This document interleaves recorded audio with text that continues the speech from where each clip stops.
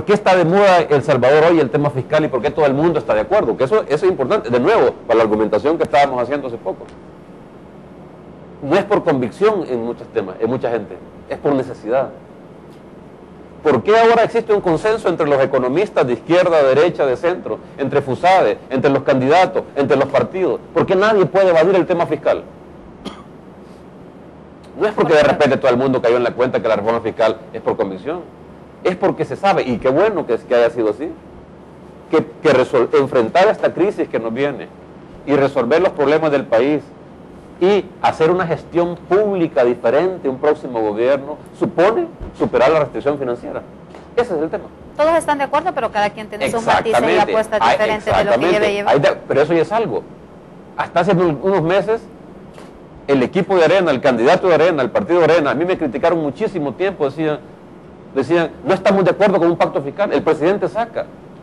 Hace meses no estamos de acuerdo con un pacto fiscal, nunca lo quiero hacer. Y hoy sí.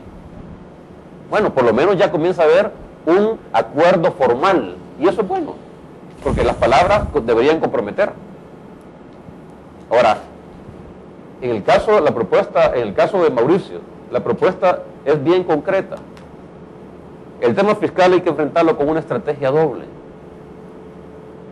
El gobierno que llegue el 1 de junio tiene que tener claridad meridiana de qué hacer el primer día con respecto al tema fiscal. ¿Y cuál es esa claridad? Yo se lo explico inmediatamente. Lo que hay que hacer una estrategia de corto plazo, una especie de plan de emergencia, de choque en el tema fiscal. Ese es de corto plazo. ¿Para qué? Para tratar de hacer 3 cosas en el cortísimo plazo. Ver cómo se aumentan los ingresos tributarios sin necesidad de aumentar los impuestos. Ya me voy a referir a ese tema. Y ahí, desde ya, equipos técnicos están trabajando desde hace rato en hacer un análisis de todas las exoneraciones, de todo el tema de evasión, de la elusión y el contrabando. ¿Qué se puede hacer a partir del 1 de junio para avanzar en eso? Según todos los estudios, se puede hacer muchísimo. Y hay diferencias, pero todos los estudios coinciden en que hay un espacio para aumentar los ingresos tributarios que puede ser importante sin necesidad de tocar los impuestos. Esa es la primera apuesta estratégica de corto plazo. Eso requiere, obviamente, modificación de leyes, de reglamentos, de ajustar cosas administrativas, etc. Pero eso requiere más que todo voluntad política. ¿Qué es la diferencia? Porque ya se sabe si el problema fiscal no es un problema técnico, es un problema político en el fondo. Ya se sabe que pasan en la noche en las fronteras furgones que no pagan impuestos. Ya se sabe que hay subfacturación. Ya se sabe que el comercio no se paga. Es decir, el problema no es de diagnóstico. El problema es de voluntad política. Y Mauricio Funes y su equipo tienen la voluntad política de entrarle a eso. Ok, ese es el primero. Ese es el primero, para aumentar ingresos. Segundo, hay que actuar con el gasto. El gobierno que llegue va a tener ya un presupuesto que ya está aprobado, pero ejecutado en parte. Pero aún así hay que ver qué se puede hacer, y ahí tiene que ver también en alianza y hablando de acuerdo con los partidos de la Asamblea, para revisar las prioridades y ver qué de ese gasto se puede reorientar a nuevas prioridades, que yo creo que se puede hacer. Si son 10 millones, qué bueno, si son 20, lo que sea, pero hay un espacio pequeño, pero hay que hacerlo. Y lo otro, el tema de la fiscalización y la transparencia del gasto. Hay mucho gasto que se está haciendo en este país, que está yendo donde no debe irse y que está siendo mal utilizado. Y el gasto son recursos públicos que la gente tiene derecho a saber dónde se utilizan y que se utilicen bien. Y el tercer tema es el tema de la deuda. Disculpen, porque este es el tema de corto plazo. Ya se hizo un primer paso, ya hay una reestructuración y eso es bueno, pero no es suficiente. En el corto plazo hay que... Imagínense, para hablar de la crisis, hay un consenso y el fondo lo dice en su comunicado y hemos hablado con ella. El único espacio fiscal real que tiene el gobierno, cualquier gobierno en el corto plazo, para hacer política anticíclica, es decir, para que un gobierno comience a generar empleo, es el espacio, un posible endeudamiento externo de corto plazo. Hay que ponerse de acuerdo. Mauricio propuso que en una propuesta de reestructuración de deuda no solo había que ponerse de acuerdo con los 950 millones, sino que hay que ponerse en una estrategia de buscar nuevos recursos para financiar cosas ya. Entonces, esos 3 temas en el corto plazo. y se puede hacer y hay voluntad política para hacerlo.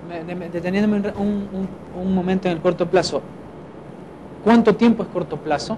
¿Y cuál es la expectativa? Qué bueno que porque me permite hacer un análisis que a veces ni algunos economistas conocen. El corto plazo no está definido por el tema de cuándo se toma la medida, sino que cuándo tiene impacto en la medida. Una medida de corto plazo es que usted la toma el 1 de junio y los próximos 3-6 meses tiene resultado. Y una medida a largo plazo es que usted la tome el 1 de junio, pero el resultado va a ser en 5 años. Y la gente cree que a largo plazo es que la medida se hace en 5 años. No, aquí, por eso digo, desde ya se está trabajando para el 1 de junio, se hace la medida y esos recursos se pueden tener rápidamente en 6 meses, en 3 meses, en 1 año. ¿Ya hicieron el análisis de cuántos recursos estamos hablando? ¿De cuánto? ¿En dólares, en bruto? Sí, en eso se está. Yo creo que hay visiones muy optimistas y muy pesimistas. Nosotros estamos haciendo un análisis realista y yo creo que en un primer año, digamos, de gestión gubernamental se pueden recoger como piso, creo yo, si se hacen bien las cosas, por lo menos unos 300-350 millones. Ahora, como techo, uno puede recoger más. Y si a eso le suma que usted puede conseguir endeudamiento externo, póngale, aquí voy a especular, pero que consiga 50, 75, 100 millones. Ya con eso, ¿qué pasa? Que se amplía, hay que superar una de las principales restricciones que va a enfrentar un nuevo gobierno. Es que no tiene espacio fiscal. Bueno, vean lo que está pasando ahora, que por las medidas populistas y responsables de este gobierno, ni siquiera pueden pagar los subsidios y son inviables. A eso voy. La situación financiera en estos momentos no es la mejor y todo indica que independientemente de quién gane, el próximo gobierno va a tener complicaciones financieras y fiscales. No sabemos si vamos a llegar al 1 de junio con un agujero que cubrir. La expectativa de 350 millones realmente son bajo un panorama de que vamos a encontrar las cuentas realmente estables o más o menos estables o vamos a un camino incierto, porque no sabemos, ahorita tenemos deuda de letes, no se está pudiendo atender los compromisos de subsidio y también entendemos que las letes están sirviendo para financiar algunos salarios y gastos corrientes. Bueno, eso es bueno que ustedes lo digan, que es importante. Por eso digo, el tema fiscal es un problema estructural pendiente que se agrava en la coyuntura. Ahora, el próximo gobierno, debido a la responsabilidad de este gobierno, va a encontrar una situación inclusive posiblemente de iliquidez, que no va a tener ni siquiera cómo pagar cuenta corriente. Por eso hay que hacer algo rápido. Por eso es que si me deja terminar el argumento, porque hay un problema de corto plazo, pero el segundo argumento es, eso no es suficiente. Este país necesita, en el mediano plazo, al final del gobierno de Mauricio, llevar los ingresos tributarios a niveles por lo menos promedio de América Latina. Si en este momento, por cada dólar que genera la economía salvadoreña, el Estado se queda con 14 centavos, y el promedio en América Latina es 17.5,